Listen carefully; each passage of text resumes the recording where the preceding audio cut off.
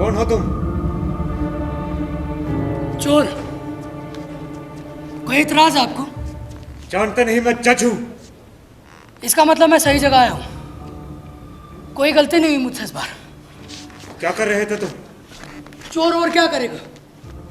चोरी। जज के घर चोरी करने की हिम्मत कैसे हुई तुमको? चोरी तो चोरी है ना। किसी पुलिस वाले के यहाँ की जाए, किसी करोड़पति के यहाँ या किसी जज के यहाँ, क्या फर्क पड़ता है? तुम्हारे पास छुरा तो नहीं है? अरे चोर हूं सर, हज्जाम नहीं हूं मैं छुरा नहीं रखता।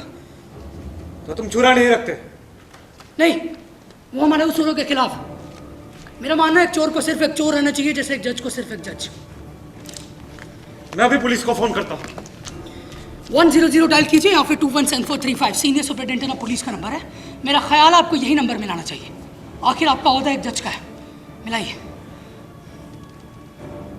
एक मिनट। आपसे फोन पर यह भी तो पूछा जाएगा ना कि चोर के साथ माल बरामद हुआ है। क्या जवाब देंगे? मैंने तो अभी तक आपके घर से कुछ चुराया भी नहीं है। एक सेकंड रुकिए। एक मिनट।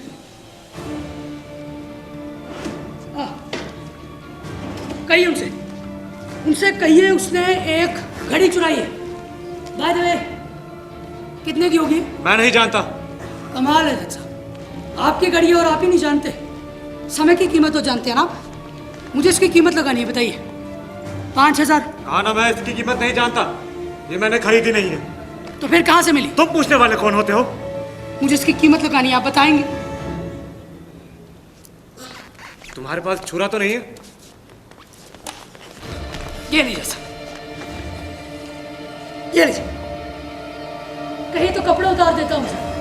हाँ, मैंने कहा ना मैं अपने उसूलों के खिलाफ कभी काम नहीं करता जज साहब। ये घड़ी मुझे शादी के समय ससुराल से मिली थी। ओह, तब तो अनमोल घड़ी है। आपने अनमोल घड़ी नाम की फिल्म देखी है? कमाल की फिल्म है आपके जमाने की, सुरेंद्र और नूरजा। मैं फिल्में नहीं देखता। हिंदी फिल्में तो भूल कर भी नहीं देखता। तभी आपका जनरल नॉलेज इतना कमजोर है। मतलब? खैर, आपकी घड़ी को देखते हुए लगता है आपकी शादी करीब 25 साल पहले हो गई होगी ना? 20 साल पहले। 20 साल पहले? तब तो आप पढ़ रहे होंगे। तुमसे मतलब? खैर, आपके माँ बाप समझदार। I said shut up! I'm sorry sir.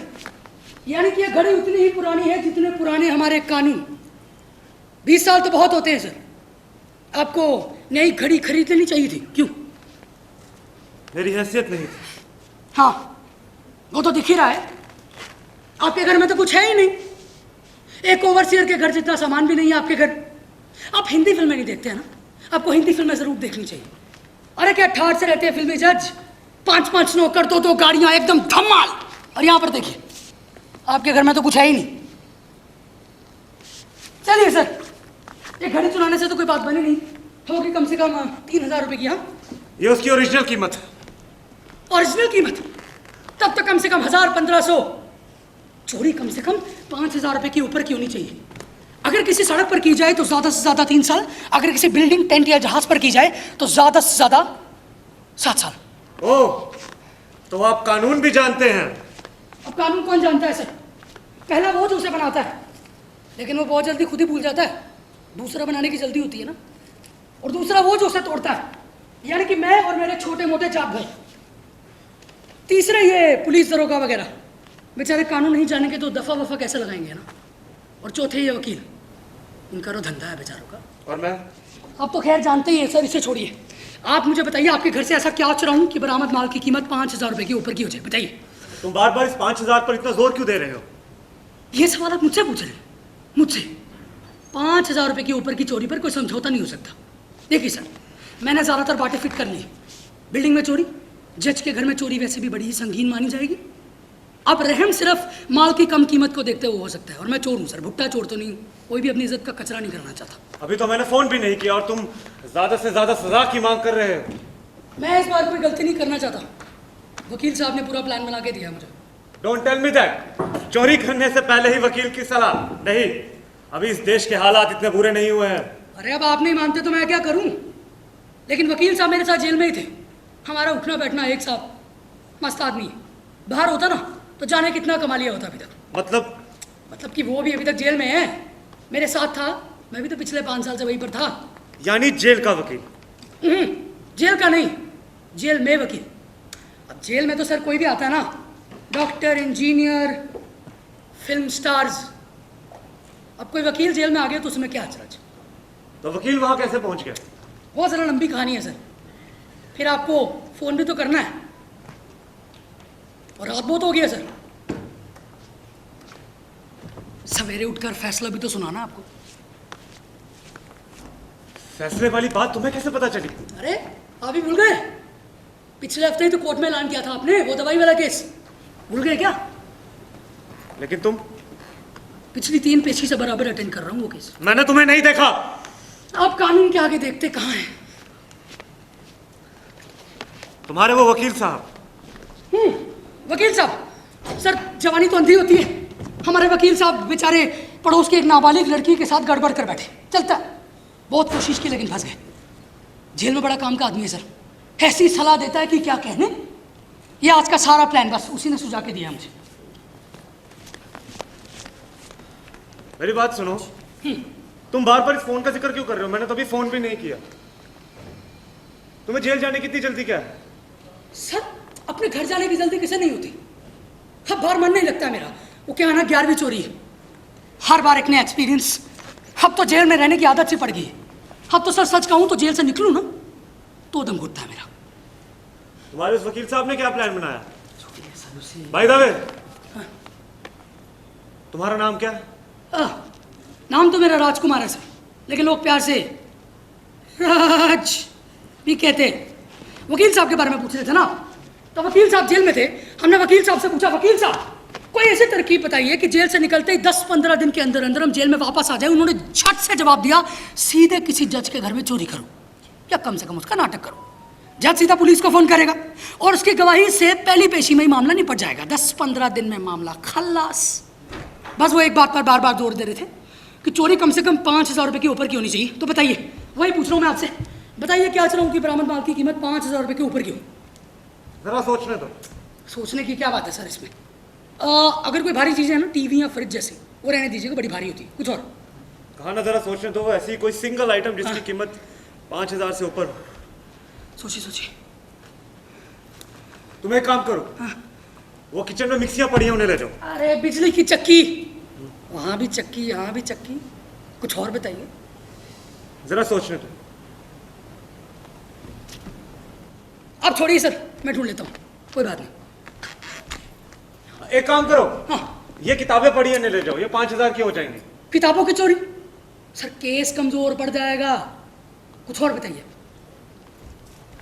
मैंने कहा ना, आप रहने दीजिए, बैठिए आराम करिए, मैं ढूंढ लेता हूँ।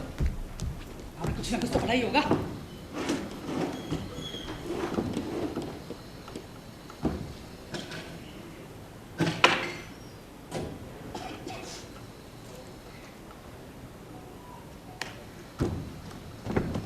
ये कैसा रहेगा?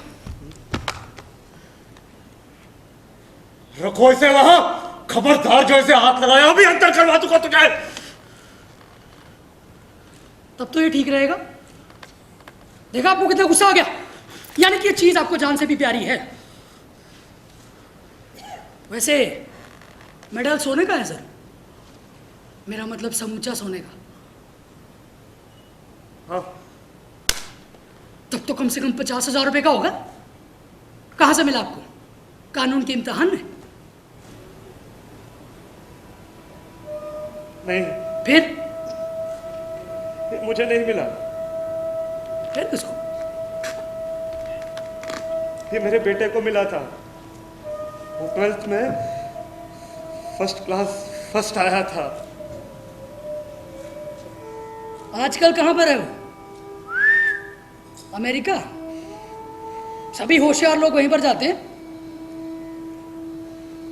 नहीं, तब दुबई गया होगा। नहीं, अच्छा किसी दूसरे शहर में गया क्या? नहीं। फिर अब वो वहां चला गया जहां से लौट कर कोई वापस नहीं आ सकता।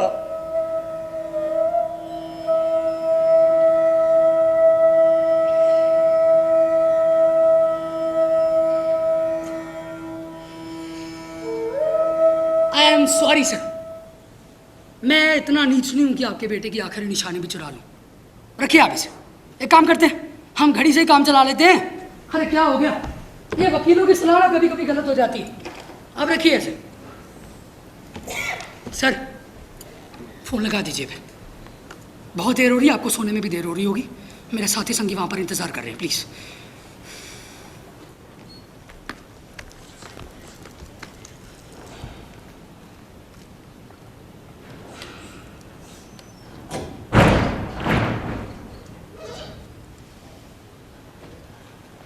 सर एक मिनट, जब तक मुकदमा चलेगा आपकी घड़ी तो पुलिस वालों के पास रहेगी ना। आपको घड़ी के बिना तो बड़ी दिक्कत हो जाएगी। नहीं नहीं नहीं, मैं आपकी घड़ी नहीं ले सकता, गलत बात है। घड़ी छोड़िए। तो फोन करके कहूँ क्या? तुमने कुछ चुराया भी नहीं है। मैं कुछ चुराना चाहता भी नहीं था सर। मतलब? दरअसल मुझे तो अपने घर जाने की जल्दी पड़ी है सर, सच बताऊं तो। देखिए ना, सड़क पर किसी का चुरा लो कुछ भी तो बस चोर चोर चोर चोर चोर की बूम बूम मच जाती है। पकड़े जाओ ना, बड़ा मारते हैं सर। इतनी मार खाने से अच्छा कि 6 महीने की जेल हो जाए। फिर उसके बाद अदालत की कार्रवाई, पुलिस की कस्टडी वगैरह वगैरह, दिमाग खराब हो जाता है सर। वकील साहब के प्लान के बारे में सोचा था, सब कुछ आसानी से हो जाएगा। तो करिए ना फोन सर, प्लीज। फोन तो मैं करूंगा, लेकिन तुमने जो कुछ किया उसे चोरी कैसे कहूं? मेरे सामने ही वो घड़ी उठाई, उसे वहां रख दी। मेरे सामने ही मेरे बेटे का मेडल उठाया और मुझे लुटा दिया। अरे तुम्हारे पास तो छुरा भी नहीं है। लेकिन मैं आपके घर में चोरी करने के इरादे से घुसा था। बताइए, घुसा था कि नहीं? नहीं, तुम सिर्फ जल्द से जल्द जेल जाने के इरादे से घुसे थे। सर ये भी तो सच है ना कि मैं आपके घर में गैर कानूनी ढंग से घुसा। कानून तो मैंने तोड़ा ही है। और वैसे भी जो यहां से मैं नीचे गिरा था ना, वो मैं जानबूझकर गिरा था ताकि आपकी नींद टूट जाए और आप मुझे पकड़ लें। तुम्हारे ऊपर किसी के गैर कानूनी ढंग के घर पर घुसने का आरोप लगेगा। हाँ तो बस फिर सर लगा दीजिए फोन। सर आप लोग रेगुलर लाइफ वाले हैं, आप बहुत देर हो गई, प्लीज। फोन करूंगा, हाँ? लेकिन अदालत में गवाह के रूप में क्या कहूंगा? अरे सर वो तो बड़ा आसान है। आपको बस इतना ही तो कहना है कि फला फला तारीख को फला फला बजे मैं सो रहा था, इतनी देर में घप से आवाज हुई, मैं उठा, सामने देखा तो ये आदमी खड़ा था। इसकी आंखों में हिंसा थी। ये मुझे इस तरह देख रहा था जैसे कि मुझे खा ही जाएगा। मैं डर गया था, सब डर गया। इसके बाद इस खतरनाक आदमी ने मुझसे कहा, ए चुप, खबरदार, अगर जरा सा भी शोर करने की कोशिश की तो ये फ्लावर पॉट तेरे सर के टुकड़े कर देगा। मैं डर गया था, सब मैं डर गया। उसके बाद इस खतरनाक आदमी ने मेरे घर की तलाशी लेना शुरू कर दी। तलाशी लेते लेते जैसे ही ये किचन के दरवाजे की तरफ बढ़ा, मैंने किचन का दरवाजा पीछे से बंद कर दिया और सीधे पुलिस को फोन किया। योर ऑनर, अगर उस दिन में हिम्मत से काम न लेता तो ये खतरनाक चोर न जाने क्या क्या कर बैठता। योर ऑनर, ऐसे खतरनाक चोरों को कड़ी से कड़ी सजा मिलनी चाहिए। लेकिन ऐसा कुछ भी नहीं हुआ। सर स्टोरी तो बनानी पड़ती है ना। देखिए, चोर है तो वो खूंखार नजरों से देखेगा, मारने की धमकी जरूर देगा। और वैसे भी जब कोई चोर को पकड़ता है ना तो उसकी होशियारी और चालाकी का जिक्र जरूर आता है। हाँ सर, वो आखिरी अपील मेरी फेवरेट। योर ऑनर, ऐसे खतरनाक चोरों को कड़ी से कड़ी सजा मिलनी चाहिए। लेकिन ये सब झूठ है। अरे सर, स्टोरी तो ऐसे ही बनती है ना। देखिए, आपको भी तो हर मुकदमे में 2 स्टोरी सुननी पड़ती है, एक वकील की, एक दूसरे वकील की। एक कहता है मारा, दूसरा कहता है नहीं मारा, एक कहता है किया, दूसरा कहता है नहीं किया, और आपको पकड़नी पड़ती है असली स्टोरी। अब मेरे मामले में कोई स्टोरी नहीं है तो बनानी पड़ती है। इसे छोड़िए, आपको जो स्टोरी बनानी है बना लीजिएगा, मैं अदालत में सिर्फ सर हिला दूंगा। हो गया सर? तुम यहाँ बैठो। मैं ठीक हूँ सर। मैंने कहा यहाँ बैठो। आप प्लीज।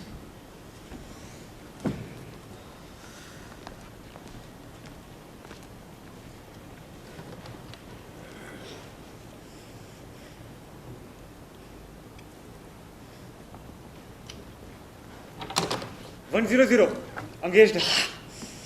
ये तो हो गई। अब 217435 डायल कीजिए, सीनियर सुपरिटेंडेंट ऑफ पुलिस का नंबर है।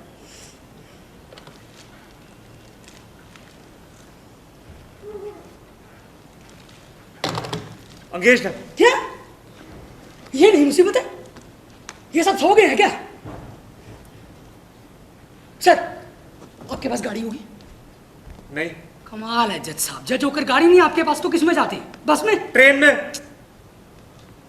गाड़ी के बारे में क्यों पूछ रहे हो? अरे कुछ नहीं सर, दिमाग में आइडिया आ गया था, मैं सोच रहा था गाड़ी में ही चलते पुलिस स्टेशन। काफ़ी दूर है ना, नहीं तो पैदल ही चल लेते। एक काम करते हैं, मैं बुलाता हूँ टैक्सी, टैक्सी में चलते हैं दोनों। क्यों? नहीं नहीं, तुम वहां बैठोगे। अरे यकीन मानिए मैं भागूंगा कहीं तुम वहां बैठो। लेकिन सर मैंने कहा बैठो। ओके ठीक है, ठीक है।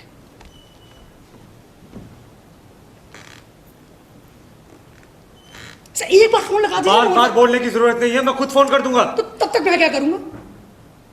जो मैं पूछता जाऊं उसका जवाब दो। अच्छा, अदालत की कार्रवाई? नहीं, फिर कहा ना जो पूछता जाऊं उसका जवाब दो। आपसे एक सवाल पूछूं? आप घर में अकेले रहते हैं क्या? हाँ। चाची जी?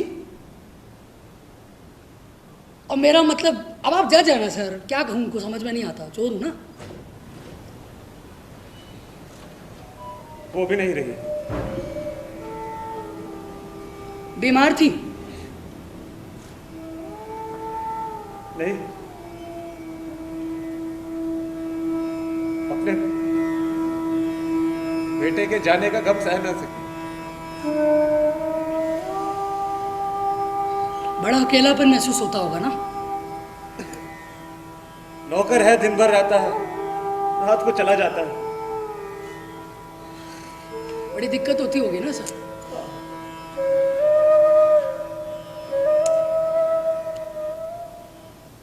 यहाँ सवाल पूछने लगा था मैं और पूछने लगे तुम। अरे सर किचन में सामान हो तो एक कप चाय हो जाए, क्या कहते हैं? बहुत बेशर्म हो।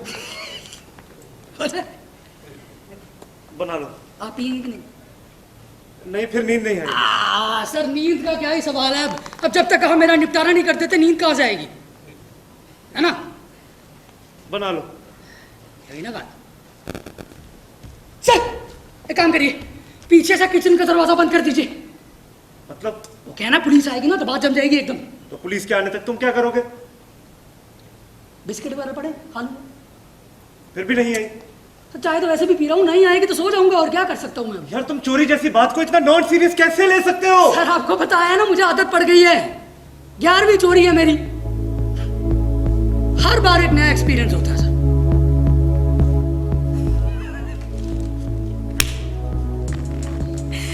एक बार ऐसा ही हुआ था सर, एक फिल्म प्रोड्यूसर के यहां पर चोरी की थी। तो वो चोरी ना मैंने बड़ी सिस्टमैटिक ढंग से की थी। हर चीज के लिए प्लानिंग की जरूरत पड़ती है। प्लानिंग। अब ये भी मत बोलना कि जेल में तुम्हारे पास कोई प्लानिंग एडवाइजर भी था। हर आदमी सही जगह थोड़ी ना होता है सर, तो मैंने बड़ी प्लानिंग की थी सर।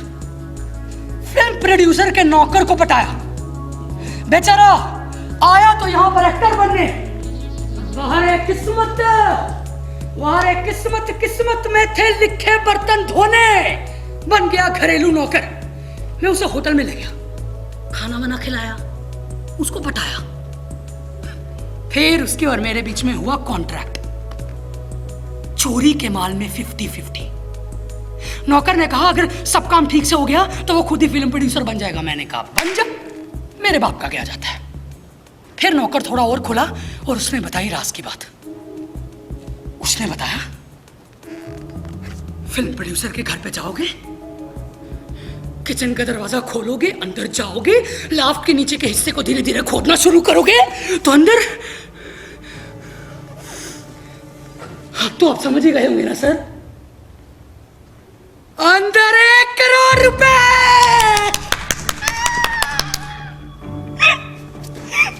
1 करोड़ रुपए, नोट ही नोट। 1 मिनट, अगर नौकर को वो जगह मालूम थी तो उसने खुद चोरी क्यों नहीं की? अरे सर हिम्मत चाहिए, हिम्मत होती तो वो नेता नहीं बन जाता, नौकर क्यों बनता? बस उसकी जानकारी और मेरी हिम्मत। नौकर ने बताया कि अमुक तारीख को उसका मालिक एक पार्टी में जा रहा है। पार्टी का मतलब रात के 2 बजे वापस आएगा। उस समय उसकी इकलौती लड़की और बीवी कश्मीर गए होंगे, सूना घर, हर खिड़की दरवाजे का पता। बस सर नौकर ने मुझे वहां पर बुलाया, मैं करीब 11 बजे वहां पर पहुंचा और सीधे किचन के दरवाजे के अंदर गया। नौकर ने बताया कि लाफ्ट के नीचे असली माल है। मैं लाफ्ट के हिस्से के पर गया, मैंने धीरे धीरे खोदना शुरू किया, खोदा और आप मानेंगे नहीं सर, नौकर की जानकारी एकदम सही थी। उसके अंदर एक बड़ा सा स्टील का कैबिनेट था, और ये स्टील के कैबिनेट वगैरह खोलना तो मेरे बाएं हाथ का खेल है, बाएं हाथ का। कितने नोट थे? अरे गिनता कौन है सर, लेकिन हाँ 500 के नोट थे, 500 के नोट, 500 के नोट। उसके बाद क्या हुआ? आपको भी मजा आने लगा ना? चोरी, हत्या, बलात्कार, पॉलिटिक्स, नेपोटिज्म, इनके बिना कोई अखबार कहाँ चल सकता है। खैर, मेरे पास टाइम था, इसीलिए मैंने फ्रिज खोला, बियर पी, चीज खाई। अरे सर क्या क्या सामान था उसके फ्रिज में, लेकिन बस यहीं पर प्लान का बाजा बज गया। प्लान फिट्टूस। वो फिल्म प्रोड्यूसर सीधे घर आ गया, काफी पिए हुए था, अपनी किसी नई फिल्म का गाना गुनगुना रहा था। फिर क्या हुआ? मैं डर गया साहब, मैं डर गया। मुझे लगा अब तो यहां से भागने की बारी आ गई है, भागो। सर मैं भागने ही वाला था, उसने बिल्कुल आप ही की तरह पूछा है कौन हो तुम। मैं डर गया था साहब, मैंने कहा अब तो हिम्मत से काम लेनी होगी। हिम्मत से काम लेते हुए मैंने भी उससे कहा है मैं चोर हूं। सर उसके होश फाख्ता हो गए। मैंने तो घुप्पड़ मारी थी, सुना था कहीं ब्लैक मनी वालों के यहां पर चोरी करो तो रिपोर्ट में काफी कम पैसा लिखवाते हैं। मैंने उससे कहा ए सुन, बैठ जा, बैठ, पुलिस को फोन करेगा ना, अगर तूने शोर मचाया सारे मोहल्ले वाले यहां पर इकट्ठा हो जाएंगे और ये 1 करोड़ रुपए की चोरी के बारे में सबको पता चल जाएगा, तब क्या जवाब देगा? बस उसकी हवा टाइट हो। उसके बाद क्या हुआ? सर उसने किचन का दरवाजा पीछे से बंद करने की कोशिश की। मैंने उससे अंदर से कहा, मैंने कहा सुन, जो भी है तू प्रोड्यूसर होगा अपने घर पे, वैसे घर पे ही था ना वो। मैंने कहा सुन, रिपोर्ट करवाऊंगा पुलिस में कि तेरे घर से 1 करोड़ रुपए की चोरी की थी मैंने, पैसे छुपाने की पूरी ज्योग्राफी बताऊंगा, तब क्या जवाब देगा? उसके बाद क्या हुआ? उसके बाद उसने पीछे से किचन का दरवाजा बंद नहीं किया, बल्कि मुझे इज्जत से बाहर बुलाया और मैं भी एकदम अकड़ कर बाहर आया।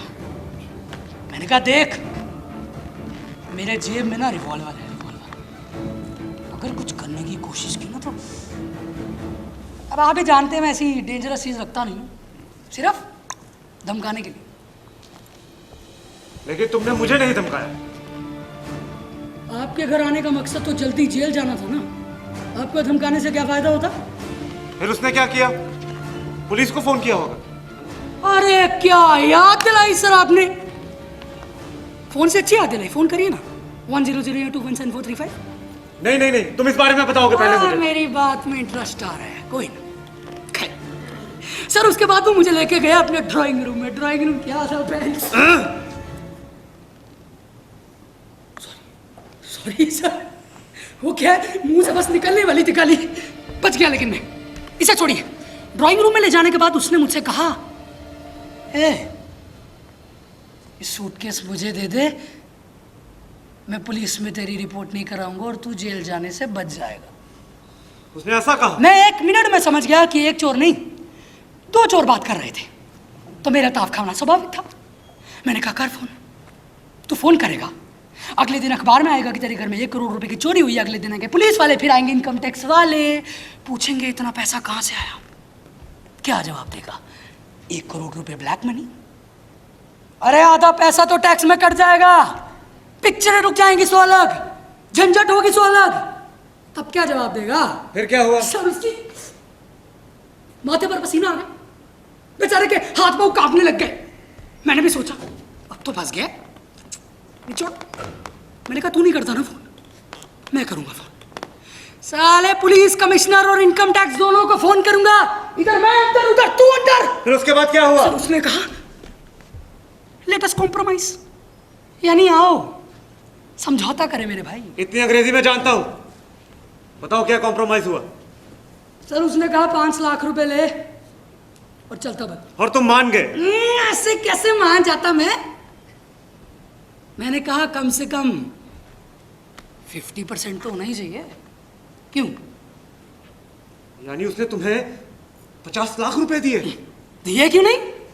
मैंने सूटकेस में 50 लाख रुपए भरे उसकी टेलीफोन का तार काटा, उससे उसका मोबाइल फोन छीना, उसको गुड बाय टाटा बोल के बाहर निकल आया और हमें बिना चोरी किए हुए 50 लाख रुपए मिल गए। 50 लाख। लेकिन तुमने चोरी की। हाँ तो उसने क्या किया था? बिजनेस।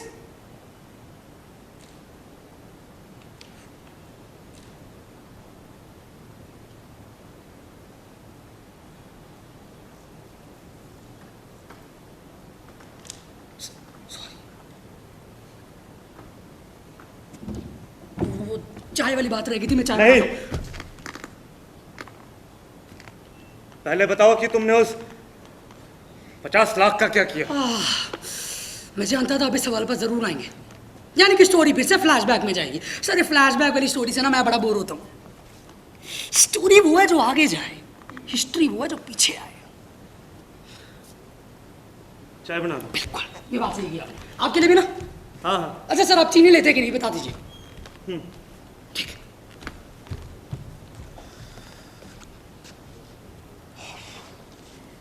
सर आप फोन लगा दीजिए प्लीज। हाँ हाँ, कोशिश कर रहा हूँ। प्लीज। अरे सर ये बिस्किट रखे हैं, खा लूं क्या? खा लो। सर आप फोन लगा दीजिएगा। हाँ प्लीज। कोशिश कर रहा हूँ। सर ये इतनी पुरानी सवैया क्यों छोड़ रखी है आपने? अरे बत्ती भी चले गई सर। जहाँ झोंकर में आपके घर बत्ती जाती है। लो आ गई। हाँ सर, ये इतनी पुरानी सवैया क्यों छोड़ रखी है आपने? इनमें तो भभूत लग गई है। अरे रहने दो उसे अंदर।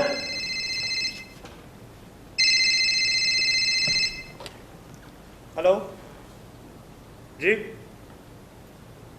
जी किरण बाला जी, यहाँ कोई किरण बाला नहीं रहता। Sorry, wrong number.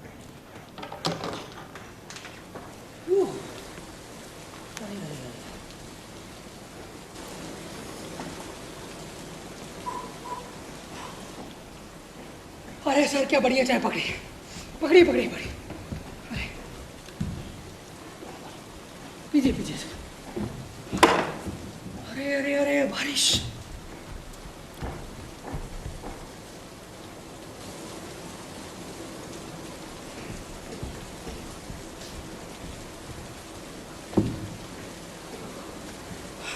Sir phone लगा अपना? नहीं। कमाल है, पुलिस वाले सो गए हैं क्या? वैसे ये नंबर किसका था जो आया था? रॉन्ग नंबर था। बाय द वे, चाय अच्छी है। Thank you sir. होगी कैसे नहीं, साल भर का तजुर्बा है मेरा। मतलब? अब आप कहाँ तक सुनेंगे सर? ये फ़ोन लग जाता तो आपको भी छुटकारा मिलता मुझसे, नहीं? तुमने बताया नहीं कि तुमने उस 50 लाख का क्या किया। आप सचमुच जानना चाहते हैं? अदालत में इतने चोर चक्कों का बयान तो सुनते ही हैं, आप क्या करेंगे मुझे सुन? नहीं, मैं जानना चाहता हूँ। सर सबसे पहले तो 25 लाख रुपए उस नौकर को दिए। वो नाम नहीं ले सकता नौकर को दिए। प्रॉमिस था, प्रॉमिस। आखिर अपना भी कोई उसूल है। तुम्हारे मन में बेईमानी का ख्याल नहीं आया? क्यों आता? 25 लाख की रकम को देखकर भी। कानून क्या छोटी बेईमानी बड़ी बेईमानी में फ़र्क करता है सर? मैंने 5,000 रुपये की चोरी की हो फिर भी उतनी सज़ा, 50 लाख की हो फिर भी उतनी सज़ा। बेईमानी तो बेईमानी है ना। अब देखिए, एक बार हुआ ये, मैं जेल में एक मिनट, पहले बताओ कि उस 25 लाख का क्या किया। सर वो किस्सा ज़्यादा थ्रिलिंग नहीं है, ना ज़्यादा एक्साइटिंग। क्या करेंगे सुनकर आप? नहीं, मैं जानना चाहता हूँ।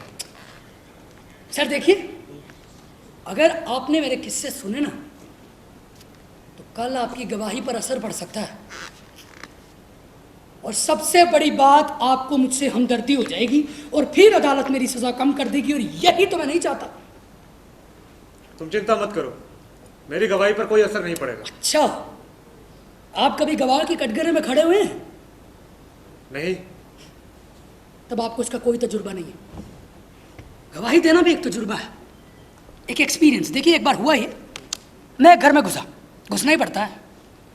सामने देखा तो 4-5 एल्यूमिनियम के बर्तन, घिसा पिटा फर्नीचर पर, तार पर सूखते कपड़े।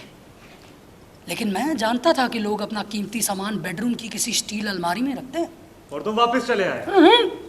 मैं बेडरूम की तरफ बढ़ा, बेडरूम के दरवाजे की तरफ कान लगाए। अंदर से आवाजें आ रही थी, एक स्त्री और एक पुरुष की। पति पत्नी होंगे। यही यही तो आपका जजमेंट गलत हो गया जज साहब। अब कैसे बताऊं आपको? आपकी उम्र, आपकी औधा छोड़िए। नहीं, मैं सुनना चाहता हूँ। जज साहब, मैं 25 लाख रुपए के इस्तेमाल के बारे में नहीं, चुप। तुम इस बारे में बताओगे? बात क्या है ना, बात थोड़ी सी भद्दी है। मैं फिर भी सुनना चाहता हूँ।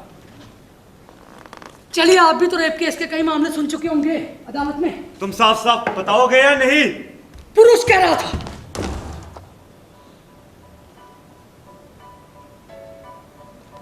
हे मेरी बुग्गू, मेरी डार्लिंग,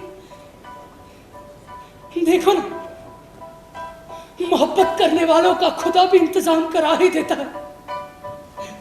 देखा ना, तुम्हारे पति की नाइट शिफ्ट लग गई, और ना ये जन्नत का सुख कहां से मिलता। इस पर स्त्री ने कहा,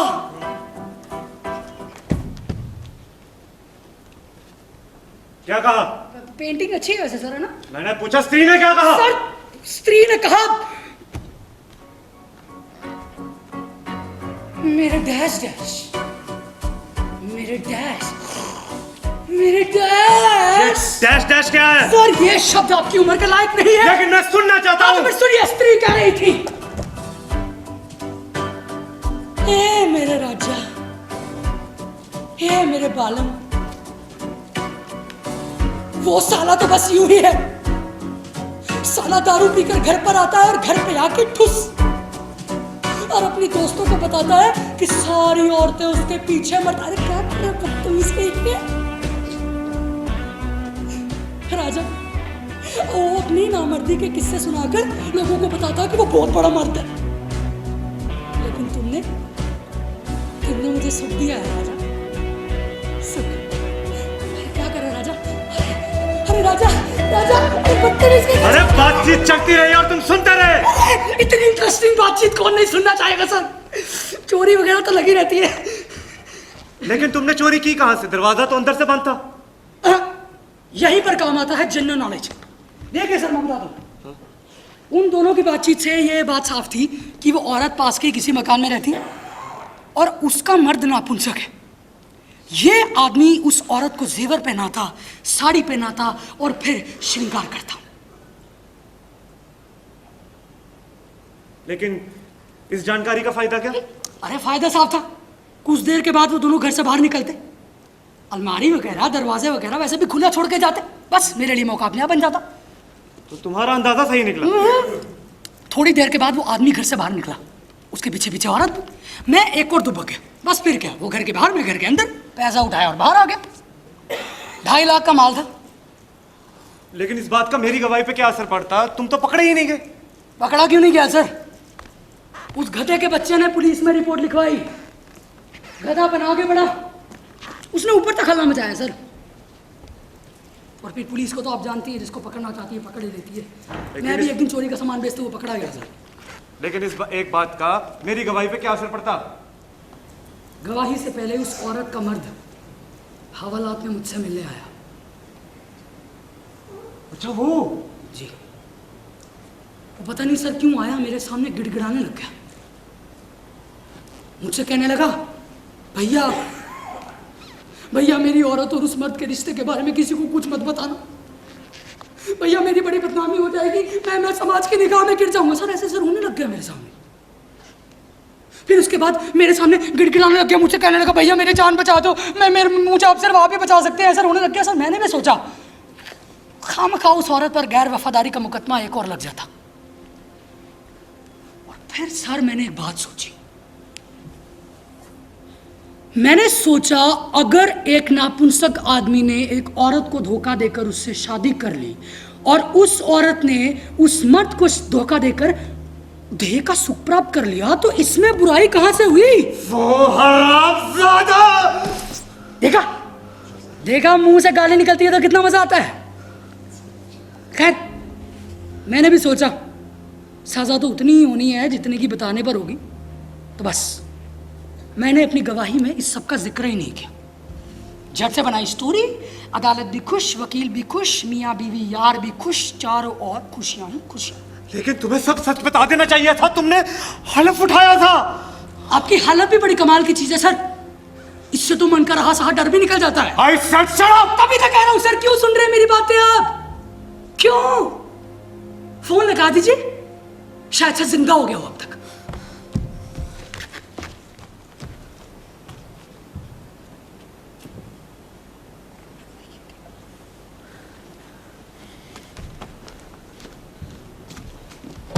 क्या बात है जज साहब, इतनी रात गए जाग रहे हैं? बस यूं ही। लगता है कोई मेहमान आए हैं, वरना इतनी देर तक जागते नहीं आप। वैसे आज की ताज़ा खबर सुना दूं आपको। एक दवाई कंपनी का घपला सामने आया है। न जाने वो लोग कैप्सूल में कुछ बेसन जैसी चीज़ मिलाकर बेच रहे थे। न जाने कितने लोगों की जाने गई होंगी। सुनते हैं कुछ लोगों को एडल्ट्रेशन ऑफ ड्रग एक्ट में भी गिरफ्तार किया गया है और जमानत पे छोड़ भी दिया गया। जी कल अखबार में पढ़ लूंगा। ये साले समाज के दुश्मन जज साहब, इन सभी को फांसी होनी चाहिए, फांसी। देखिए अब मैं क्या ही कह सकता हूँ। क्या पता कि साहब की अदालत में है। जी आएगा तो देख लूंगा। अच्छा, गुड नाइट। लगता है कोई पुराने परिचित आए हुए हैं, वरना इतनी देर तक जागते नहीं आप हैं? चलिए चलता हूँ। जी गुड नाइट। शुभ रात्रि।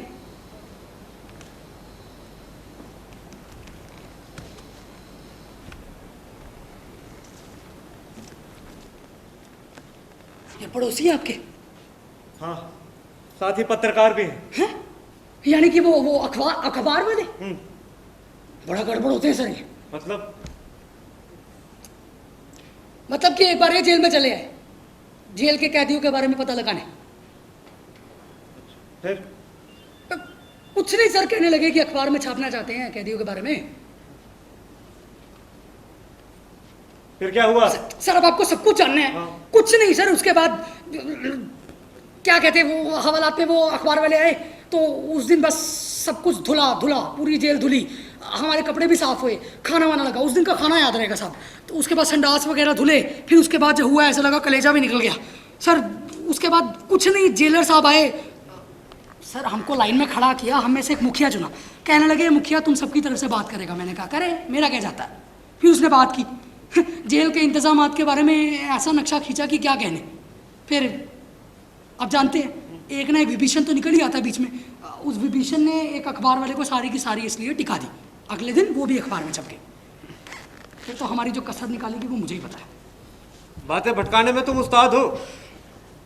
एक बात बताओ, तुमने उस 25 लाख का क्या किया? वो भी बता दूंगा सर, आगे थोड़ी ना जा रहा हूँ।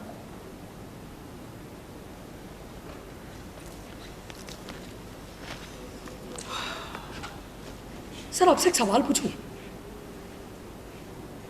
हाँ। सर आप बुरा तो नहीं मानेंगे? नहीं। सर ये दवाई कंपनी वाले, इन्होंने अपनी दवाई में ये बेसन जैसी चीज मिलाकर बेच दी। हो सकता कई लोग मर भी गए, तो इनको दफा 302 यानी मर्डर के लिए गिरफ्तार क्यों नहीं किया जाता? देखो, गिरफ्तारी करना पुलिस का काम, अदालत का नहीं। और जब तक आरोप साबित नहीं होता हर आदमी बेकसूर है। पर सर ये अखबार वाले, ये दवाई कंपनी वाले तो सब अमीर लोग हैं ना, पढ़े लिखे हैं, पैसों वाले हैं। हम सरीके चोर नहीं है, लेकिन बेईमानी क्यों करते हैं? मैं मानता हूं सर मैंने चोरी गरीबी के कारण शुरू की। गरीबी भी मेरी कोई अपनी बनाई हुई नहीं है सर, गरीब अपनी मर्जी से गरीब नहीं होता। लेकिन इनके पास तो पैसा है। ये लोग बड़े बड़े होटलों में जाते हैं, इतनी महंगी जगह बैठकर रेस खेलते हैं, शराब पीते हैं, ड्रग्स करते हैं और मत पूछे क्या क्या करते हैं। फिर ये लोग थोड़े से पैसों के लिए गरीब लोगों को मारने पर उतारू क्यों है? ये तो मर्डर हुआ ना साहब, मर्डर। देखो, मैं इन मामलों में बात नहीं करना चाहता। हमें कानून के बाहर नहीं जाना चाहिए। ये क्या कहते हैं इसे? Drug adulteration. कितनी सजा देते हैं आप इसमें? देखो, अगर आरोप साबित हो जाए तो कम से कम 6 महीने और ज्यादा से ज्यादा 6 साल। कमाल है जज साहब, यानी कि कुल मिला के हमारी ही जितनी कमाल है। हम तो छोरा रखते हुए भी डरते हैं, और ये लोग तो कत्ल कर जाते हैं लेकिन खून का एक कतरा तक नहीं टपकता जज साहब। तो मुझे बताओगे कि तुमने उस 25 लाख का क्या किया? अब आप मेरी बातों को टाल रहे हैं, लेकिन देखिएगा सर, ये वकील भी एक ही कौम है, जानती है मर्डर हुआ है, जानती है सब कुछ हुआ है, पर पता नहीं कहां से कानून लेके आ जाएगी। अरे इतने पैसों का करेंगे क्या ये लोग? देखो मैं इन मामलों में बहस नहीं करना चाहता। और बहस मैं भी नहीं करना चाहता, लेकिन अब दिमाग है ना सर, तो सवाल तो उठेंगे इसमें। अब देखिए, एक बार एक पटेल ना जेल से बाहर निकला मर्डर करके, और जानते हैं उसने अपने दोस्तों से क्या कहा? साला अभी रघु का कांटा और निकालूंगा मैं। तुम इन मामलों में चुप रहोगे या नहीं? सर हो गया, चुप, शांति, कोई नहीं बोलेगा। जब से वकील लोग आए ना, हमारा दिमाग ही खराब करके रख दिए इन्होंने। छोड़िए।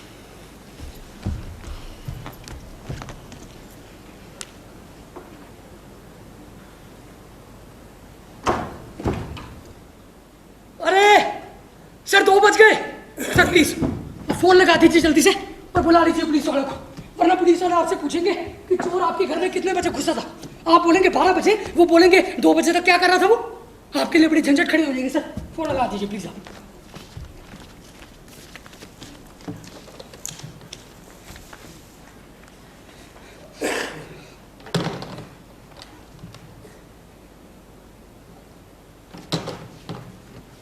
दोनों नंबर एंगेज्ड है। क्या? नहीं, मैं ट्राई करता हूँ। मुझ पर विश्वास नहीं है? किसी किसी का हाथ में गुण होता है, लाइए। नहीं, मैं फोन कर दूं। तुमने बताया नहीं कि तुमने उस 25 लाख का क्या किया। सर आप ना मुद्दा नहीं छोड़ते, जाने की स्टोरी फिर से फ्लैशबैक में जाएगी सर। ठीक है सर, सुन लीजिए। 25 लाख रुपए। आपकी बातचीत अभी तक चल रही है? लगता है बहुत दिनों बाद मुलाकात हुई है। 12 बजे के बाद कभी जागते नहीं आप? जी कोई खास बात? कोई खास बात तो नहीं, बस नींद नहीं आ रही थी। सोचा एक फीचर आर्टिकल ही पूरा कर डालूं। ठीक है। वैसे शहर में आजकल एक नया धंधा शुरू हुआ है। जी कौन सा? ये कि कुछ बिल्डर लोग लोगों का पैसा मार रहे हैं। अब ब्लैक के पैसे की रसीद तो होती नहीं, बस मुकर जाते हैं बाद में। अब बेचारा गरीब आदमी करे तो क्या करे, दमदारी कर नहीं सकता। बिल्डर ने गुंडे पाल रखे 100 लाख। ऐसे अच्छा हुआ जज साहब हमने ये फ्लैट पहले ही ले लिया, वरना अब तो देखो किया भी क्या जा सकता है। देखा तो कार्बन पेपर ही नहीं। आपके पास हो तो, सोए होते तो जगाने की तकलीफ नहीं करता। जी जी।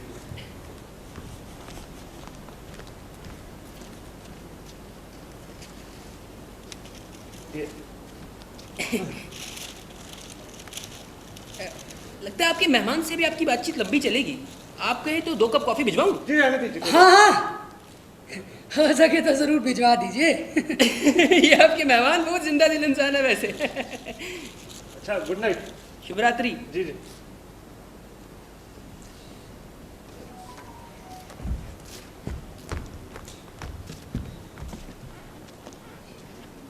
सर पड़ोसी है लोग।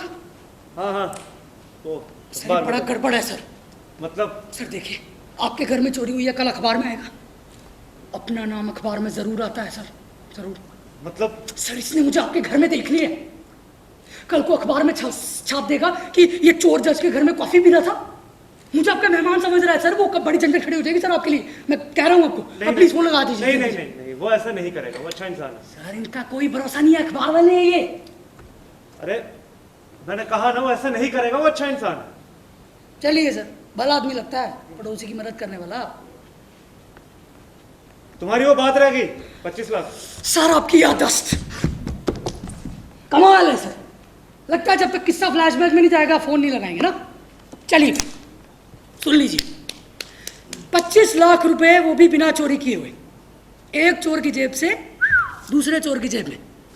सर सबसे पहले तो पूरी मन की भड़ास निकाली। होटल में गया खाना वाना खाने, वेटर को 1000 रुपये टिप दी, सूट पहना, 1000 रुपये टिप और सूट। बस सलाम पे सलाम, सलाम पे सलाम। सर अंग्रेज लोग ना सूट नाम की चीज बड़ी कमाल की छोड़ गए हैं। इसे पहन लो, से सम वर्ड्स इन इंग्लिश, बस खत्म, सब खत्म।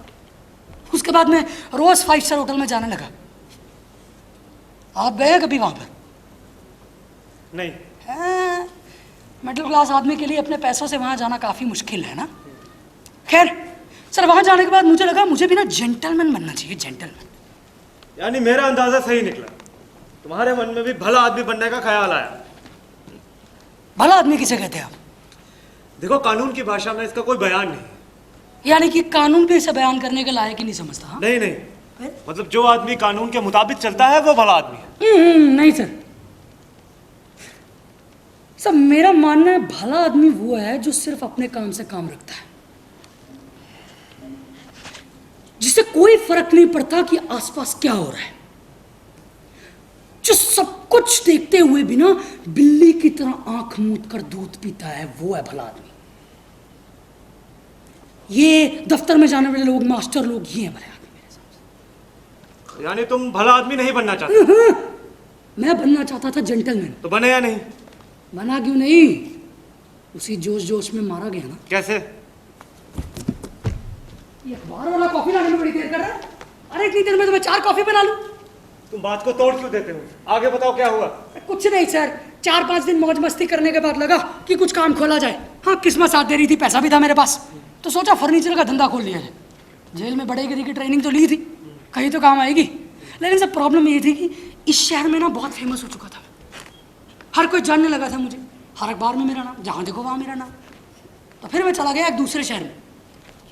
क्या शहर है सर, क्या बोली है उस शहर की। अपनी बोली तो वहीं जाके सुधरी है, वरना यहाँ की बोली तो आप जानते ही हैं, है ना। क्या हुआ? अखबार वाला पागल हो गया है क्या? इतनी देर में तो पूरा होटल का खाना बन जाता है। तुम्हें बार बार ये कॉफी की याद क्यों आ रही सर, है? इसी को तो कहते हैं चुल्क। एक बार लग गई तो लग गई, बस दिमाग बस उसी में अटक रह जाता है। एक काम करते हैं साहब, भूत पड़ा है ना किचन में, मैं ही बना लेता हूँ कॉफी। वैसे भी ये शहर के किस्से सुने बिना आप फोन तो करेंगे नहीं, है ना।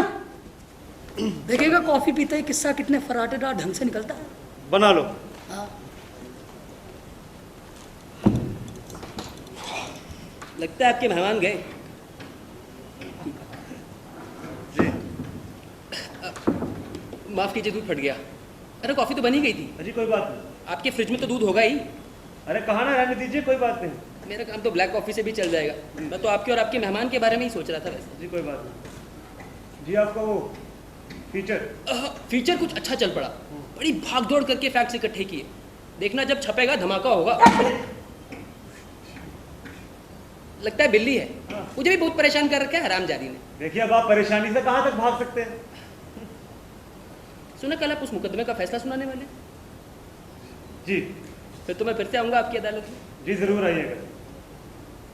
शुभ रात्रि। जी गुड नाइट।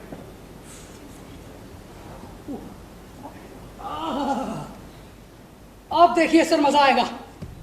नई टाइप की कॉफी है, दलगुना, पीकर देखिए। पकड़ी पकड़ी। यार तुम हर बात को इतना नॉन सीरियस क्यों लेते हो? अरे सर, सीरियस होकर भी क्या हो जाएगा, फिर वही डाक के 3 पात। जीना तो है ही, हंसकर जियो या रोकर, क्या फर्क पड़ता है। तुम्हारी वो बात रह गई थी। शहर वाली बात रह गई थी ना। हाँ सर, तो शहर में मिल गए अपने वो रसूल भाई, दानेदार आदमी है सर। क्या आदमी है, उनकी जबान है ही नहीं, मतलब? मिश्री है मिश्री। अरे 3 साल के लौंडे को भी आप कहकर बुलाता है। ये यहाँ पर हमारा फुटपाती दोस्त था, उन्होंने पूछा धंधा करोगे? मैंने कहा नेकी और पूछ पूछ रसूल भाई, पूछने वाली बात है क्या? तो तुमने किस चीज का धंधा किया? वही सर, फर्नीचर का धंधा किया। मैंने आपको बताया था ना, जेल में बड़ेगिरी की ट्रेनिंग ली थी, कहीं तो काम आई। हमने अपनी दुकान का नाम रखा अल्टीमेट डेकोरेशंस एंड लाइटिंग्स।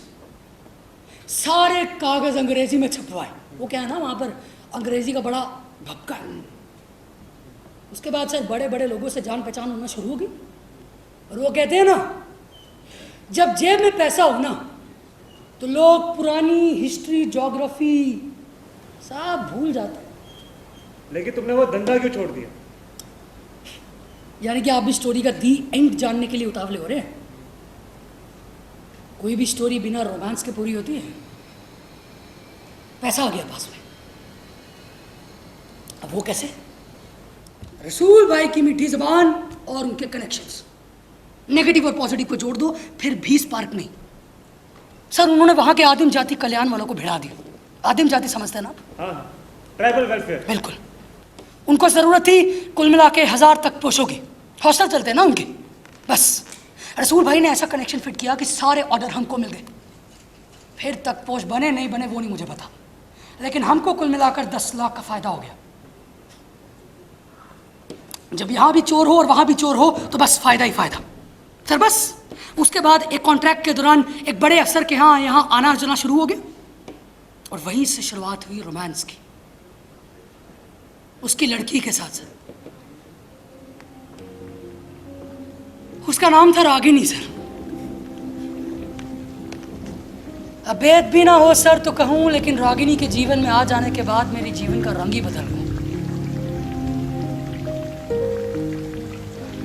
हर वक्त सोचता मैं ऐसा कहूंगा वो क्या कहेगी, मैं वैसा करूंगा वो क्या कहेगी। हर दम यही बात है सर। तो जिंदगी मानो ऐसी हरी भरी लगने लगी थी। ऐसा लगता था किसी ने गुलाब जल छाप दिया। ये शब्द भी मेरे नहीं है सर, एक शायर के हैं और वो शहर भी बस शायरों का शहर है सर, शायरों का। तुमने उससे शादी क्यों नहीं की? यानी कि आप भी आखिर में हीरो हीरोइन को मिलाना ही पसंद करते हैं। अब जिंदगी फिल्म तो नहीं है सर। हम दोनों की शादी करीब तय हो चुकी थी, सब कुछ अच्छा लगने लगा था सर। जिंदगी मानो ऐसी खुशहाली उभर गई थी जिंदगी।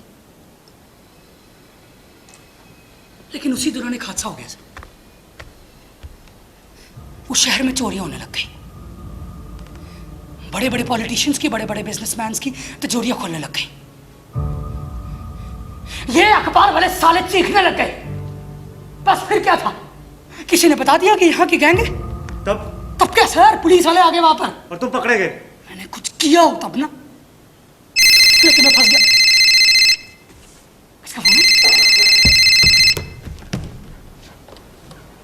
हेलो, हाँ ठीक है कोई बात नहीं, ओके। किसका फोन था? मेरी बेटी का।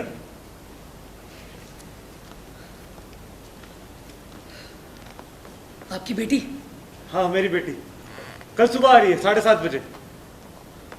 अच्छा है सर, कुछ दिनों के लिए आपका सोनापन भी दूर हो जाएगा। क्यों? हाँ पूरे 1 साल बाद आ रही है। वहाँ इंजीनियरिंग कर रही है। अरे जब वो छोटी थी बड़ी नटखट थी। हम लोग चोर पुलिस खेलते थे, खुद तो बन जाती थी पुलिस और मुझे बना देती थी वो चोर। चोर। अच्छा है सर। सर फिर ऐसा करिए, सुबह 7:30 की गाड़ी है ना, आप फोन लगा दीजिए, बहुत देर हो रही है प्लीज। अरे लेकिन तुम्हारी बात तो रह अरे गई। छोड़िए मेरी बात। अब आपकी बेटी आ रही है, आपका सारा ध्यान तो बेटी की तरफ होगा ना, जाना भी चाहिए सर, कोई बात नहीं। देखो बेटी आ रही है तो वो आ ही जाएगी, लेकिन तुम्हारी बात रह गई। अदालत के बाहर पहली बार किसी चोर से बात कर रहा हूं। आगे मौका मिले या ना मिले तुम अपनी बात करो। ठीक है सर। सर गैंग यहीं की थी, अपने ही पुराने साथी संगी सर। सर उन्होंने पता नहीं कहां से मेरा पता लगा लिया, मेरे पास आए और कहने लगे कि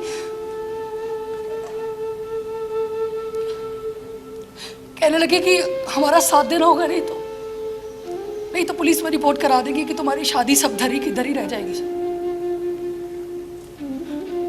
मैंने बहुत समझाने की कोशिश की कि मैं ये काम छोड़ चुका हूं यार, मैं ये काम नहीं कर पाऊंगा, मैं जेंटलमैन की जिंदगी जी रहा हूं, जीने दो यार मुझे। पर वो मेरी बात माने नहीं सर। वो क्या चाहते? सर पता नहीं कौन सा सेफ खुलवाना चाहते थे मुझसे, जिसे सिर्फ मैं ही खोल सकता। मैंने बहुत समझाने की कोशिश की, वो माने नहीं सर। यानी तुम सेफ खोल सकते हो? उसी में तो मैं कलाकार हूं, देखेंगे। लेकिन मेरे पास कोई सेफ नहीं है। अरे छोड़िए सेफ सर, ये अलमारी है ना, इससे काम चला लेंगे। क्यों? आप बस देखिए, आप देखिए कलाकारी। देखिए बस आप।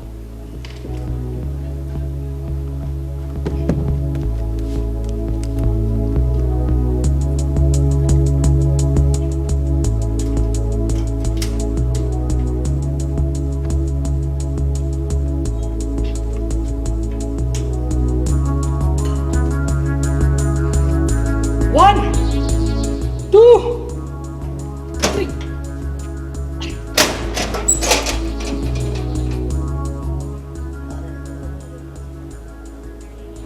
कमाल है यार। भैया आपकी मेहमान अभी तक है? वो अलमारी जोर से खुलने बंद होने की आवाज हुई, मैं तो चौंक ही गया। मैंने बोला कुछ चोर वोर तो नहीं आ गया आपके घर पे? चोर की हिम्मत होगी जज के घर में आने की। जी वो फीचर कुछ अच्छा चल पड़ा। जरूर धमाका होगा। अब कोशिश कीजिए शायद नींद आ जाए आपको। हाँ ये आपके मेहमान काफी नजदीकी लगते हैं। जरूर पुरानी यादें ताजा कर रहे होंगे नहीं? हाँ ऐसा ही है कुछ। जी गुड नाइट। शुभ रात्रि। जी जी गुड नाइट। ये आदमी बार बार क्यों मारे? इसे नींद ना आने की बीमारी है, समझता है इसके लेग क्रांति मचा देंगे। लेकिन देखिए बात कुछ रास्ते जा रही है। इसने मुझे आपके घर में 2 बार देख लिया। कल अखबार में पक्का छापेगा कि चोर जज के घर में काफी पीना था। बड़ी प्रॉब्लम खड़ी हो जाएगी सर, प्लीज आप लगाइए फोन, बहुत देर हो गई। हाँ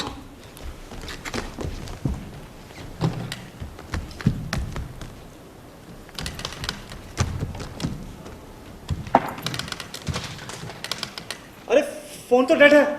क्या? हाँ बताइए। सर पड़ोसी के पास से लगाते। नहीं, वो भी कहेगा चोर भी आपके घर मेहमानदारी करने लगे। फोन ने तो मेरा सत्यानाश मार के रख दिया। नहीं तुम चिंता मत करो, मैं तुम्हें अरेस्ट करवाऊंगा, ये मेरी ड्यूटी है।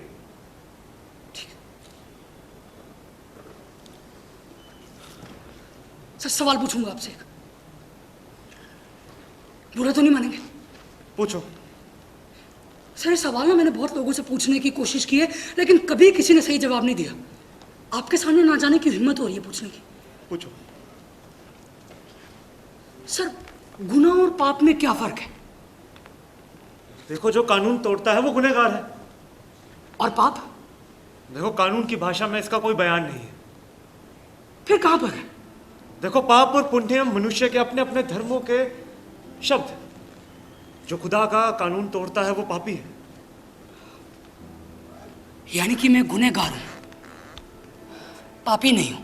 मतलब? परमात्मा ने मुझे बाल बाल बचा लिया सर। मतलब मैं समझा नहीं। पहले वो शहर वाली बात नहीं, पहले तो मुझे इस बारे में बताओ। पहले वो शहर वाली तुम बात इस बारे में बताओगे? सर मेरे सामने सवाल था कि अगर वापस अपने दोस्तों की मदद की तो फिर से वही पुरानी चोरों चक्कों की जिंदगी, और अगर नहीं की तो पुलिस में रिपोर्ट लिखवा देंगे और मेरी शादी सब धरी की धरी रह जाएगी। मैंने भी कहा एक आखिरी गुनाह और सही, बस और नहीं। सर मुझे उस सेफ वाली जगह पर लेके गए। मैंने सेफ खोला और आप मानेंगे नहीं, सोनू के बिस्कुटों से, सोनू के नोटों के बंडलों से भरी पड़ा था वो सेफ। और जानते हैं वो घर किसका था? एक समाज सेवक। उस दिन लगा जनता की सेवा करने से अच्छा दूसरा कोई पाक धंधा है ही नहीं। मैं कोर्ट में चीखता रहा कि हमने करोड़ों की चोरी की, लेकिन कोई माने तब ना।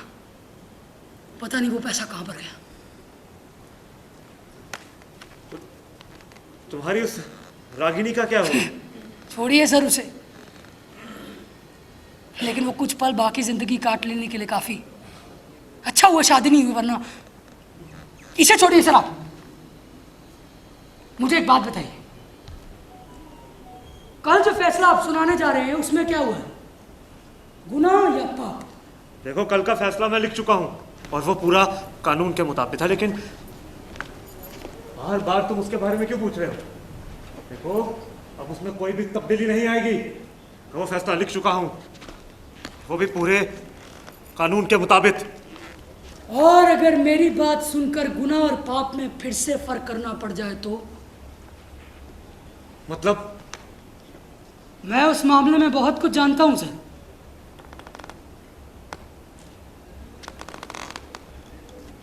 क्या जानते हो?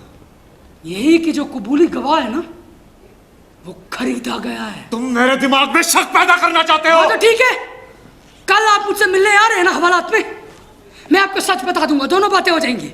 आपको सच भी मालूम हो जाएगा और आपको उसूल भी बना रहेगा, ठीक है? देखो मेरे लिए वो सच्चाई है जो अदालत में कही जाए। अदालत के बाहर की गई एक भी सच्चाई मेरे लिए मायने नहीं रखती। हाँ तो भी ठीक है, बात ही खत्म हुई, खत्म हो गई बात, एंड। आप फोन लगा दीजिए, खत्म होगी बात। लेकिन फोन डेड है। सर आपके कल फैसला सुनाने से पहले मैं हवालात में जाना चाहता हूँ, बाहर पता नहीं क्या हो जाएगा। अरे तुम चिंता क्यों कर रहे हो, मैं तुम्हें अरेस्ट करवाऊंगा। अरे इंसानी रूप में मेरे भी कुछ कर्तव्य हैं। तो क्या आप जज के साथ साथ एक इंसान के रूप में भी सोचते हैं? बिल्कुल, लेकिन मैं इन दोनों बातों को अलग अलग रखता हूँ। क्या दोनों को अलग अलग रखना इतना आसान है? और तुम चोर होकर इतने बुनियादी सवाल कैसे उठा सकते हो? और आप जज होकर भी इन बुनियादी सवालों पर आना नहीं चाहते? जज साहब, मेरे मन में आपके लिए इज्जत हो आई। चलिए आप कहीं तो पक्के हैं, लेकिन मुझे बताइए हम लोग क्या करें? क्या करें? हमारे सामने तो दोनों सच्चाई आती है ना सर, एक अदालत की, एक अदालत के बाहर की। देखिए, आपने मुझसे सब कुछ पूछा, मैंने 25 लाख रुपए कैसे चुराए, मैंने कहां कहां क्या क्या चोरियां की, मैंने क्या क्या दृश्य देखे। क्यों? क्योंकि इसमें एक इंटरेस्ट है, एक सस्पेंस है। आपने सर सब कुछ पूछा, लेकिन यह नहीं पूछा कि मैं चोर बना कैसे।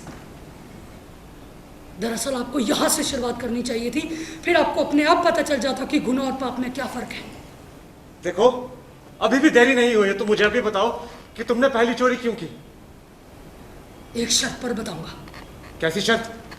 यकीन मानिए सर, ये सवाल आपके फैसले से जुड़ा हुआ नहीं होगा। मैं आपकी तकलीफ समझता हूं, लेकिन एक बात अच्छा, इस सवाल का जवाब मैं आपसे सिर्फ और सिर्फ एक इंसान के रूप में चाहूंगा, बस। देखो, मैं भी किसी शर्त मानने के लिए मजबूर नहीं हूं, लेकिन मैं कोशिश करूंगा। मेरे लिए उतना ही काफी। तुम पढ़े लिखे हो? ये सवाल ये गया कहां से आ गया? ऐसा ही। अच्छा, आपके भी दिमाग में आया होगा ना, इतने पढ़े लिखे हो फिर भी चोरी करते हो, शर्म नहीं आती? नहीं। आ गया, आया सर आपके दिमाग में? मैंने कहा मेरे दिमाग में नहीं आया। दिमाग में आया? मेरे दिमाग में नहीं आया। सर मैं पढ़ना लिखना नहीं जानता, लेकिन हाँ पढ़ता लिखता हूं सर। बड़ बोला ना कहे तो कहूं, अंग्रेजी भी ठाक से बोलता हूं। I can speak English very well sir.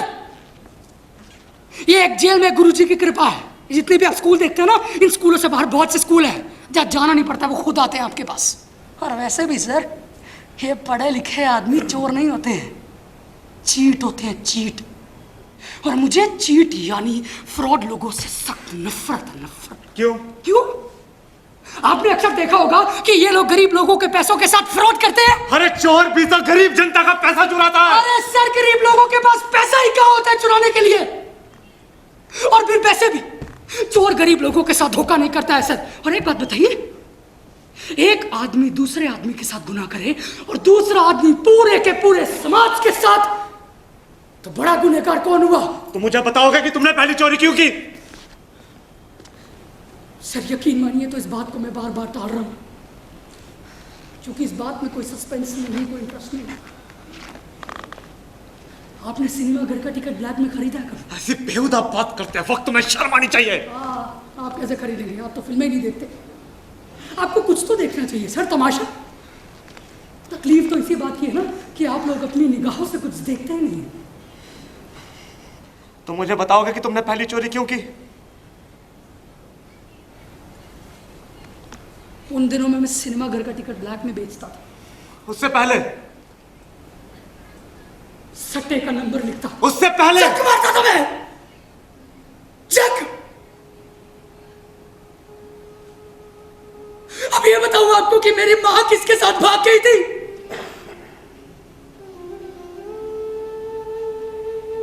अब ये बताऊं आपको कि मेरे खाने के लाले पड़ गए थे, मेरे पास रोटी नहीं थी खाने को। ये सब घिसे पिटे किससे? ये सब किससे? इन सफेद पोस्ट लोगों को बताओ ना तो कहते हैं साला नमक मिर्च लगा के बता रहा है। और ये फोन, साले ने मेरा सत्यानाश मार के रखा हुआ है। अगर ये लग जाता तो अभी तक मैं जेल में सोया होता और आप यहां पर सोए होते। जज साहब, आपके और मेरे बीच में ना अभी सिर्फ एक ही सवाल है कि वक्त कैसे काटा जाए। तो क्या गरीबी के किस्से सुनाकर आपको बोर करूं मैं? देखो, तुम इतना एक्साइटेड मत हो, तुम आराम से भी तो चीजें कह सकते हो। हाँ सर, आपको शांत रहने की आदत पड़ चुकी है ना। सच कहूं तो अशांति हुई नहीं कि आपने पटका तोड़ा, ऑर्डर ऑर्डर। लेकिन आप समझ नहीं रहे ना कि हालत और ये मेरी पिछले 2 घंटे से सिगरेट नहीं पिया मैंने। अरे तो तुम पी सकते हो। आपको बुरा नहीं लगेगा? नहीं, पहले मैं भी पीता था,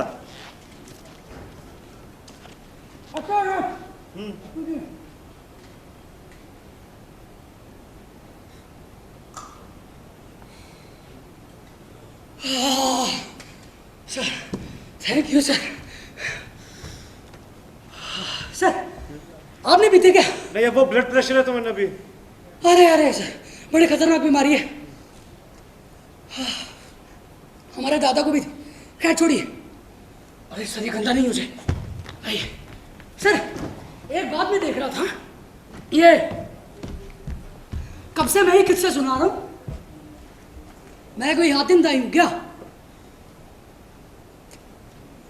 आप भी सुनाइए कोई किस्सा। मैं सुनाऊं? हाँ उसमें हर्ज क्या है, सुनाइए कोई कोर्ट कचहरी का किस्सा होगा। अरे मेरे पास अपना कोई किस्सा नहीं है, जो है वो दूसरों के। तो क्या ही सुनाऊं? चलिए सर अच्छा है, एक काम करते हैं, मैं आपके बर्तन धो देता हूँ, आप फोन लगा दीजिए, है ना? क्या है ना, आपकी बेटी भी आ रही है ना, ये झूठी प्यालियां देखेगी तो तरह तरह के सवाल उठाएगी। मैं आपकी पोजीशन में कोई डिग्रेडेशन नहीं करना चाहता। ठीक है, ठीक। आप फोन लगा दीजिए प्लीज। हाँ चलाए तो नहीं क्या?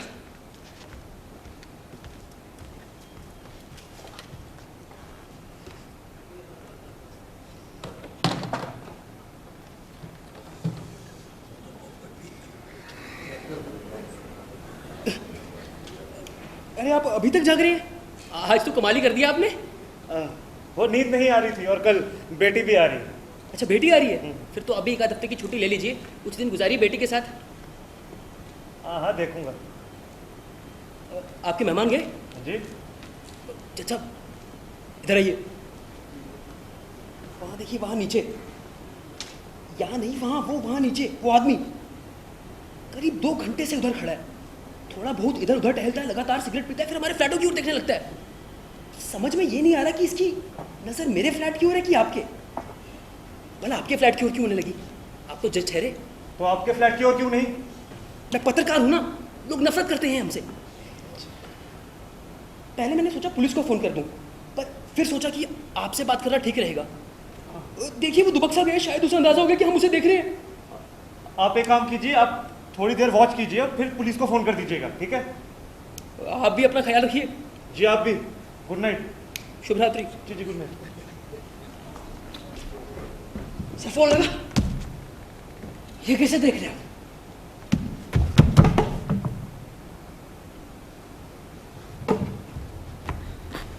मेरा पीछा कर रहा है।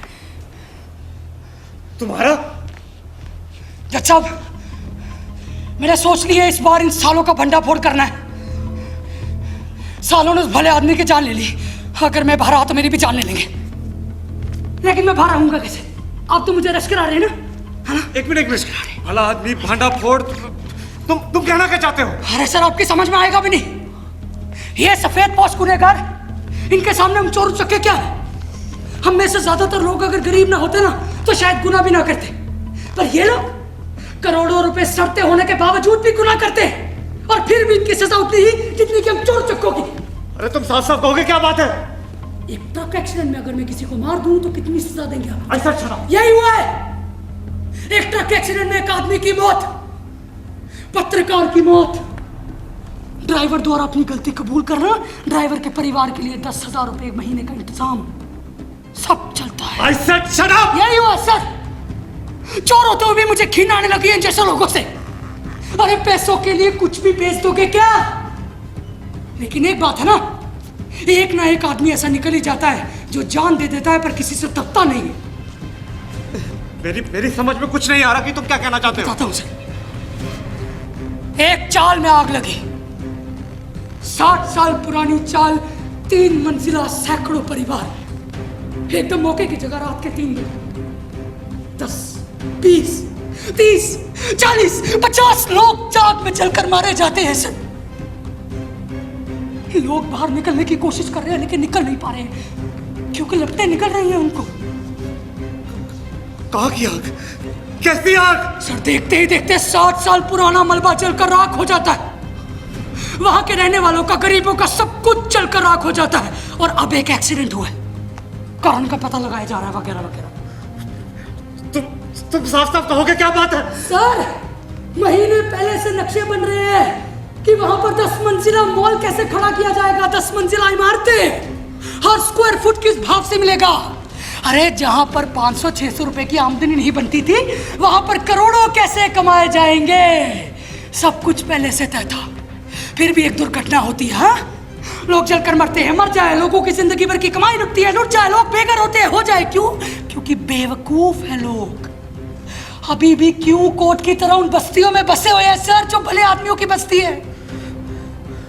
तुम मुझे साफ साफ बताओ क्या बात है, साफ साफ। सर, एक बहुत बड़े आलीशान फ्लैट में रॉयल सैल्यूट के साथ 2 लोगों के बीच में बातचीत चल रही है। वो बड़ा आदमी कहता है, देखो कंस्ट्रक्शन तो शुरू करना ही है, लेकिन 5-6 महीने रुक जाओ, वरना तरह तरह के सवाल उठाए जाएंगे, शक पैदा होगा। सर, अब उस छोटे आदमी के चेहरे पर थोड़ी सी टेंशन। वो कहता है, देखो ये सब तो ठीक है, लेकिन पता नहीं कहां से एक पत्रकार ने चौल में आग की लगी असली कारण पता लगा लिया है। उसको सब पता चल गया कि हमने आग लगवाई है। उसने सारे फैक्ट्स भी इकट्ठा कर लिए हैं। कल को अगर अखबार में छाप देगा तो क्या होगा। सर, गलती से उस घर के बाद एक चोर घुसा था, वो सारी बातें सुन रहा है। रॉयल सैल्यूट का एक घूंट लगाते हुए वो बड़ा आदमी कहता है, देखो इसमें चिंता करने की क्या बात है, कल ले जाकर 5 लाख रुपया मुंह पर मारना, सब जोश धरा का धरा रह जाएगा। अरे पत्रकार लोग टुकड़ों पर बढ़ते हैं, टुकड़ों पर। तो सुन, अगर फिर भी ना माने ना, तो बहादुर सिंह किस दिन काम आएगा। वो तो छत पर भी ट्रक चला सकता है, एक्सीडेंट तो हो ही सकते हैं। एक्सीडेंट की सजा होती है ज्यादा से ज्यादा 1 साल शराब पीकर ट्रक चलाना। क्या तुम उस समय वहां मौजूद थे? क्या तुम थे वहां पर? मैं सारी बातें सुन रहा था। मैं वहां पर काला पैसा चुराने आया था। लेकिन सर, जब मैंने उनकी बातें सुनी, मुझे लगा ये तो बड़े खतरनाक लोग हैं यार, उस आदमी की जान ले लेंगे। मैं चोर सही हूं, चक्का सही सर, पर पता नहीं क्यों मन करता था वो आदमी जिंदा रहे सर, जिंदा। उसके बाद सर, वो छोटा आदमी था ना, वो बिल्डिंग के नीचे खड़ा हुआ था। सर, मैं पूरी रात उसी मोहल्ले में रहा और मैं उस पत्रकार के घर गया। एक कमरे का छोटा सा घर था, उसकी बीवी और बच्चे सो रहे थे और वो बैठा कुछ टाइप कर रहा था। मैं उसके पास गया, मैंने उसे सारी बातें बताई सर। और जानते हैं उसने मुझसे क्या कहा? मुझसे कहने लगा, ऐसी गीदड़ बमकियों से मैं डरता रहूंगा तो काम कैसे चलेगा, मौत एक दिन आनी होगी तो आ जाएगी। मैंने उसे बहुत समझाया सर, मैंने कहा मत जा भाई, लेकिन वो मानी तब ना। हंसता रहा, बेवकूफ कहीं का। फिर उसके बाद क्या हुआ? सर, मुझे लगा मैं दरोगा साहब को जाकर सब कुछ बता दूंगा, लेकिन चोर की बात सुनता कौन। हम लोग तो सच बोले फिर भी गुनाह है। एक बार मिट्टी खराब हो जाए तो फिर कुछ भी नहीं हो सकता सर। लेकिन मैंने हार नहीं मानी, मैं पूरी रात उसी मोहल्ले में रहा। मुझे लगा सवेरे 9 बजे ये पत्रकार अपने घर से बाहर निकलेगा। अगर मैं इसके आसपास रहा तो इसका कोई कुछ भी नहीं बिगाड़ सकता। और यही हुआ सर। सवेरे 9 बजे वो पत्रकार घर से बाहर निकला, मैं उसके आसपास चलने लगा। मैं उसके पास गया, मैंने उससे कहा, मैंने कहा सुन भाई सुन, कम से कम आज तो टैक्सी में चले जा मेरे भाई। लेकिन वो माना ही नहीं सर, चलकर आगे बढ़ गया। मुझसे कहने लगा, बे जा बे अपना काम कर। लेकिन मैंने उसका पीछा नहीं छोड़ा सर। मैं इसके साथ साथ चल रहा था, वो फुटपाथ पर चल रहा था, वो रोड पर चल रहा था और मैं फुटपाथ पर चल रहा था। मुझे लगा बस एक बार ये आदमी बस स्टेशन पहुंच जाए, इसके बाद इसका कोई कुछ नहीं बिगाड़ सकता। पर पता नहीं कहां से राक्षस की तरह ट्रक आया और उसे लेता हुआ सीधे हेयर कटिंग सैलून में। हेयर कटिंग सैलून में बैठे 10 लोग भी मारे गए सर। एक एक्सीडेंट, पहले से तय किया गया एक्सीडेंट। मुझे बस एक ही बात का अफसोस है सर, मैं उसे बचा नहीं पाया।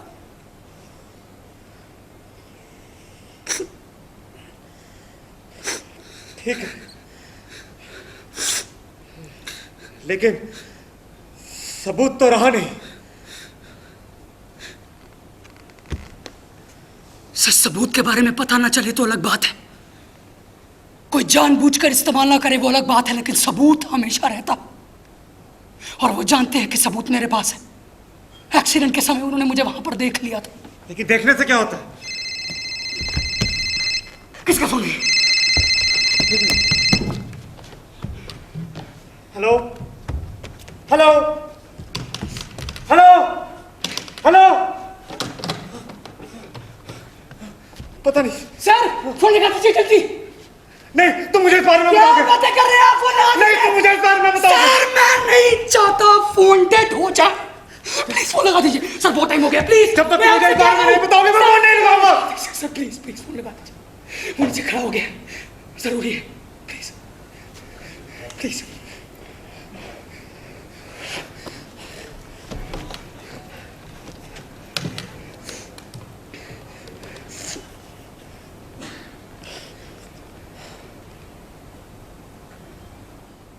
हेलो, मैं जयपाल सिंह बोल रहा हूं, जज। जी मेरे घर में एक चोर आ गया। जी मैंने उसे किचन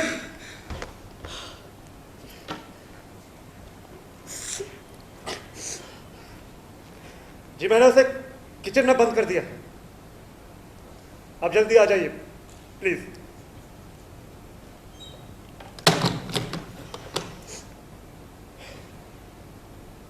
आखिर आपको वो किचन वाली बात कहनी पड़ी ना।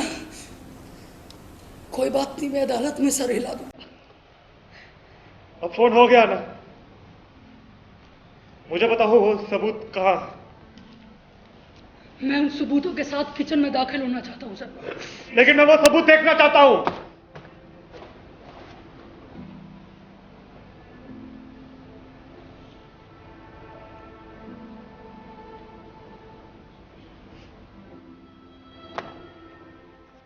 ये रहा वो सबूत सर। एक्सीडेंट के दौरान ये फाइल इस पत्रकार के हाथ से छूटकर सड़क पर गिराई। मैं इसे उठाकर भागा और उन आदमियों ने मुझे देख लिया था सर। पिछले 3 महीने से इस फाइल को लेकर जगह जगह भाग रहा हूं सर, लेकिन पिछले 3 महीनों से उनका घेरा बढ़ते जा रहा था सर। इसलिए जेल में यकायक वकील साहब की सलाह याद आई, तभी तो मैं आपके घर आया सर। तभी तो मैं आपके घर आया। अब पुलिस आएगी और इस फाइल के साथ साथ ये घड़ी भी बरामद होगी सर। पुलिस ये आर्टिकल पढ़ेगी जरूर सर, इसमें बहुत मसाला है। परमात्मा ने चाहा तो सब कुछ ठीक हो जाए। Thank you. Thank you.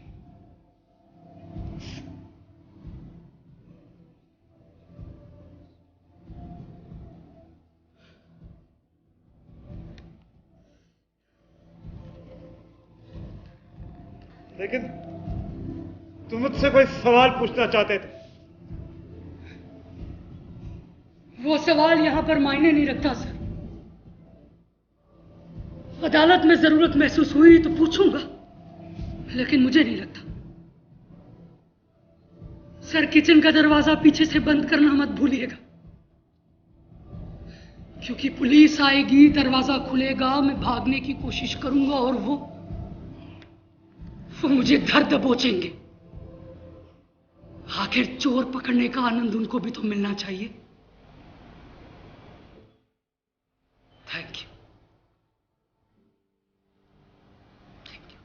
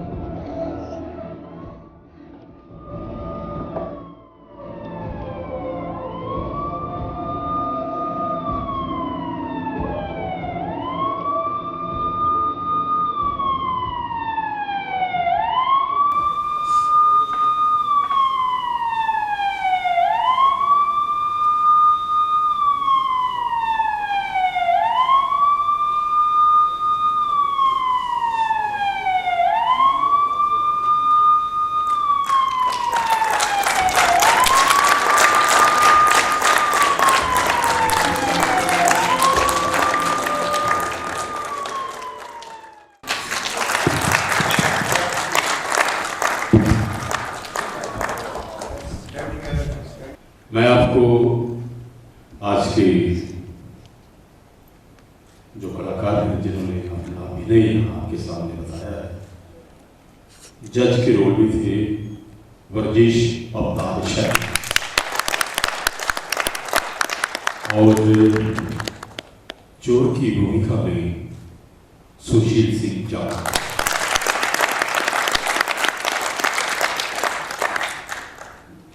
पत्रकार हमें पूरे नहीं दिखे, पूरे अभी दिखे हैं, नहीं तो आधे दिख रहे थे जो। बहरहाल इनके लिए भी जोरदार क्लैपिंग अभिनव शर्मा। और इसके साथ प्रकाश ये व्यवस्था थी, वो नीरज कांत जी पीछे बैठे थे, मेरे ख्याल अगर आए तो ज़्यादा अच्छा है। और इनके साथ थे गोपी शर्मा, ध्वनि संचालन जो किया गोपी शर्मा ने, और इनके साथ थे सहयोगी लोकेश चंद्र, और मंच सजा विशाल शर्मा और कुशाल भट्टू और सागर गुप्ता। तो इस नाटक के जो निर्देशक थे, जिन्होंने ये नाटक का निर्देशन किया है, मोहम्मद यासीन, अगर मंच पे आ जाएं तो ज़्यादा अच्छा है। और मोहम्मद यासीन साहब से और भी आगे भी फ्यूचर में उम्मीद रखेंगे कि नाटक ज़रूर करेंगे। पहली बार अभिनव में आया है और हमेशा हमारी सपोर्ट जो है एकेडमी की हमेशा रहती है, और हमारे लायक कोई भी कुछ भी किसी भी तरह की सपोर्ट जो है, मतलब किसी भी चीज़ को नाटक के संबंधित में, तो हम हमेशा जो है आपके लिए तैयार रहेंगे। और एक बार पुनः मैं आप सभी मेहमानों का जो कि इस तपती लूह में नाटक देखने आए हैं, मैं उनका भी अकादमी की ओर से बहुत बहुत धन्यवादी हूँ। और इस उम्मीद के साथ कि इस सैटरडे को हम एक और नया नाटक देखने जा रहे हैं।